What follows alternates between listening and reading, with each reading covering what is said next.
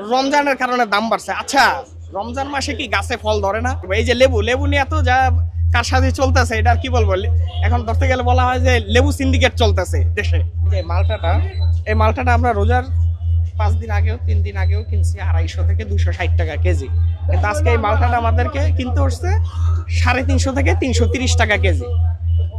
আর আমাদের এই যে পাকা পেঁপে পেঁপে আমরা সব সময় খাই আসছি যে আপনার 60 টাকা থেকে 80 টাকা কেজি, কিন্তু আজকে এই পেঁপে কিন্তু হচ্ছে আমাদের কত 140 থেকে 160 টাকা কেজি। ওই আসলে বিশেষ করে এই বছরটাই আমি দেখতেছি একটু বেশি পরিমাণে।